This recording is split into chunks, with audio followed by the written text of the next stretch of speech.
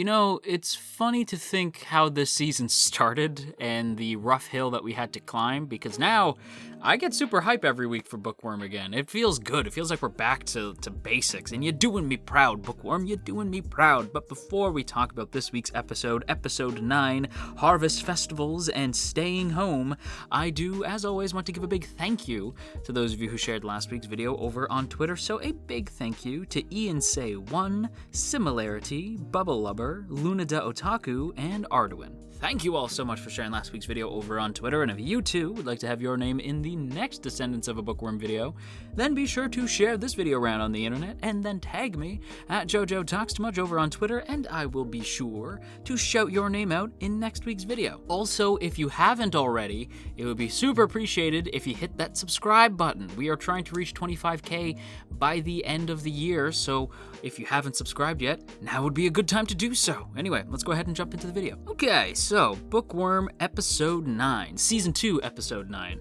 or whatever number we're at overall. It's Season 2. On Mal it says it's Season 2, and all the promotional art Season 2. It's Season 2, Episode 9. Anyway, there are 3 things this week that I really want to sort of zone in on to sort of focus up with, and that is the continuing conflict between Mine and the church, Mine going into full library mode, and the picture book situation, which is actually proving to be very interesting. And speaking of Mine, before I really dig into some of like the narrative stuff, which, as you know on this channel, that seems to be like my bread and butter. That's the wheelhouse. Like when it comes to animation, I don't know as much as folks like, say, Anime AJ or like Jeff Thu, like people like that.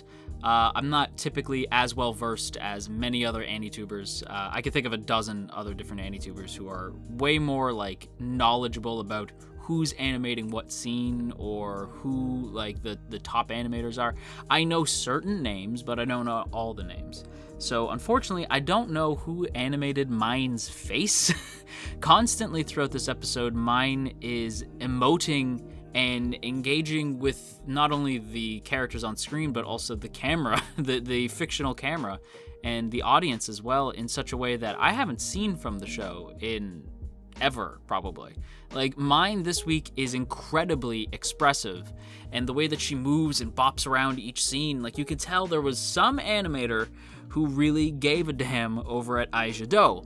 And I want to stress too, Aijado is like, I want to commend them, because I think what they've been able to do with Descendants of a Bookworm in terms of color is particularly spectacular, right? So you still have Miyoko Ichinose on color design, which is great, because I feel like Ichinose's color design from season 1 to now has been spectacular. In terms of color, the show is second to none. But I think it's kind of obvious to just about everybody, including the die-hard ride or die Bookworm fans, that Aijado is not, like, for an animation house, doesn't seem that interested in animation. So whoever it is, the Lone Ranger over at Aijado, who was dead set on making Mine bop around, you know, like she was in an anime, deserves to be commended, because I thought that they did spectacular.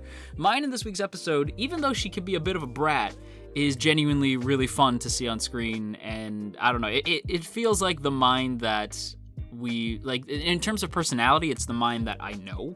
The one that I remember from season 1, who suddenly got replaced by an actual 7-year-old until they remembered she's a bookworm and it gets excited over books, but she's also incredibly intelligent. And for some reason that fell by the wayside recently. But now, in the last couple episodes, that's back full force, and I appreciate that. And so, yeah, I had to commend them, because even in terms of her physicality that comes out in the character this week, she is a bit of a brat. She is bubbly and goofy and gets, like, really heated over books, and you see that in her character acting this week, and I thought that was brilliant. But let's go ahead and talk about the continued conflict with the church for a little bit. So we get this blue robe dude. He has, like, he's the one with, like, the long hair. We've seen him like once or twice. He's just a royal douchebag, and we see him this week. He's sort of approaching Mine, and he's like trying to start an argument with her over the Harvest Festival, because Mine's just not aware what that is. And so he's like, "Oh, of course, the commoner doesn't know about the Harvest Festival," like just real douchey. And mine, instead of like being like, hey, like I'll kick your teeth in, like anything like that, which she wouldn't do, but like it's what she's thinking. And instead of verbalizing that, mine does the sensible and smart thing and just takes the knee and lets the dude walk. And when the guy walks past her and Fran, he says, maybe I shouldn't have bothered then. And of course, like hearing that, I'm like, oh, that was weird. Like, did he mean like maybe I shouldn't have bothered like yelling at you? No, what he meant was he destroyed the library as a message, and also to keep mine from the Harvest Festival, which lasts about 10 days. So I'm of two minds about this, right? Because on the one hand, it sends a very clear message to mine that she's not welcome, which is what the Blue Robes have been doing for quite some time. So on that hand, like, and for the, like, when I say like two hands, it's mostly like, for the most part, I think this is a really good like way to have the villains continue to come across as villainous.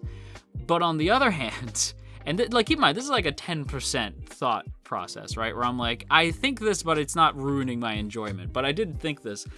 How did he get away with that? That's not just mine's library. That's the church's library. And if mine felt like it, like, couldn't she have gone to Fran and told, like, or not Fran, couldn't she have gone to Ferdy and told Ferdy, like, hey, that dude destroyed the library? Couldn't Ferdy have been like, oh, well, that's a dickhead thing to do. I will take this up with the high priest or whatever, like something, anything? No, of course not. Because, like, even saying it out loud has helped. Because now that I think about it, like, nah, of course it wouldn't do anything because they just probably blame it on mine. So, guess I answered my own question there. So, never mind. I guess it makes total sense. But still, I was baffled by that. Like, to get back at mine, you're willing to destroy your own library? Doesn't that seem self-defeating? I don't know. That the Blue Robe dude's not supposed to make a whole lick of sense, so that doesn't surprise me. But also, jumping ahead a little bit, the other big conflict with the church that is likely to come up next week is that mine has to live at the church over the winter, despite telling her dad that she was going to stay at home, which sucks. I don't want to see that conversation with Gunther. That's going to break my heart. So, yet again, the church continuing to meddle with mine, even when it's not out of a need to be cruel. Like, mine staying at the church just makes sense. This way you don't have to worry about the blizzards taking her away from the church at all. Like, you can just make sure that she's there because they need to, I believe what Ferdy said was that they restock the magical items over the winter to kind of refill them with mana, and it takes a lot of time. So it just makes more sense for mine to live at the church. I get that. So in this case, it's not villainous. It's just kind of like, damn, like the church really is sticking its nose where it don't belong. Like and it's interesting too because we spent so much time with the downtown characters that, and then we spent so much time with the merchant characters, and now we're spending so much time with the church characters. And so you are seeing like these different facets of this world, and the world of the show feels so incredibly lived in because mine has seen every aspect of it. But I'll admit, like it hurts a little bit to see the downtown characters and the merchant characters getting shoved aside so that the church characters can be all high and mighty. But yeah, I don't know. I do think that the continuing conflict with the church, like, now is great. Before, bugged the crap out of me. Now the way they're handling it, way better. The funniest part to me is that the Blue Robe who got all up in mine's face and, like, destroyed the library and everything, really just helped mine since she got to go full librarian mode, which was genuinely wholesome as hell to watch and feels like a natural progression for her character.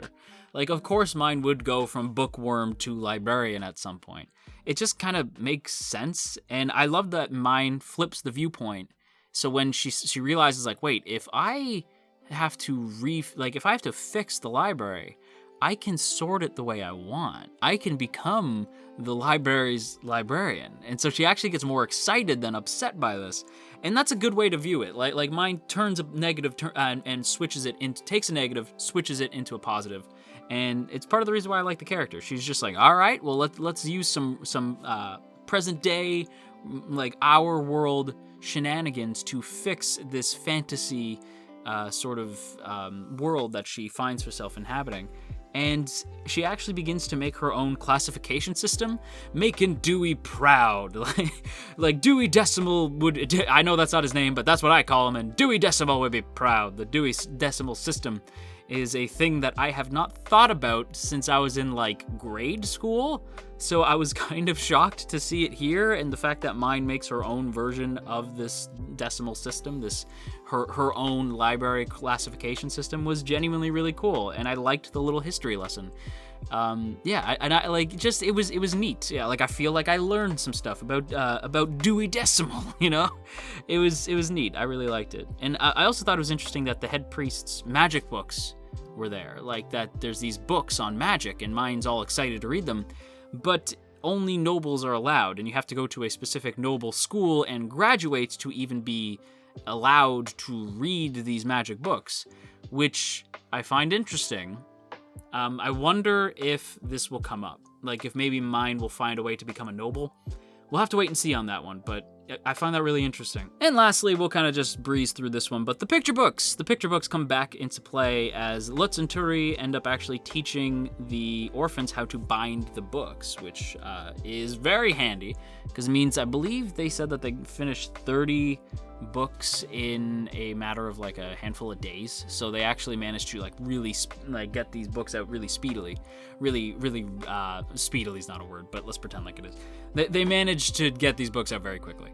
And Ferdy is genuinely nervous about what this means for their society.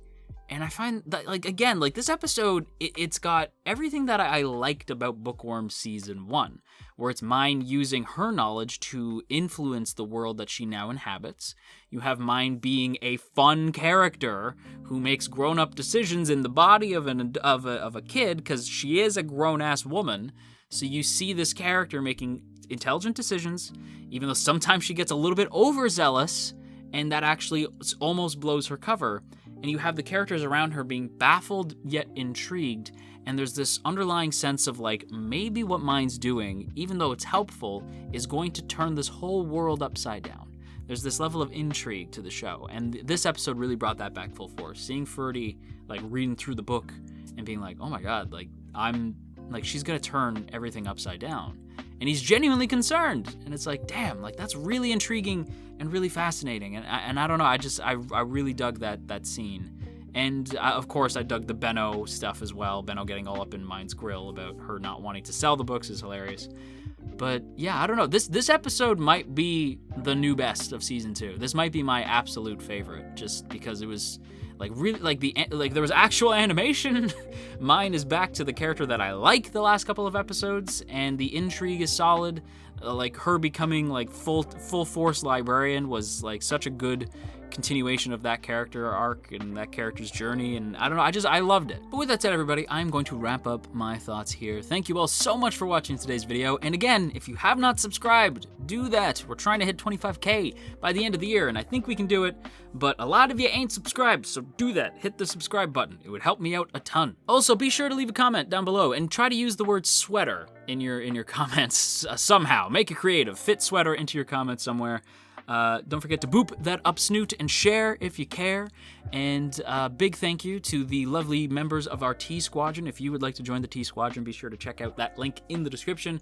You could become one of these names flying past the screen right now, and it would help me out a ton. For as little as a cup of coffee a month, you can help out this channel and keep this crazy train going. But yeah, that's it for me. I'm gonna go sort my bookshelf by the Mind decimal system. So until next time, you stay classy, AniTube, and wash your dang hands.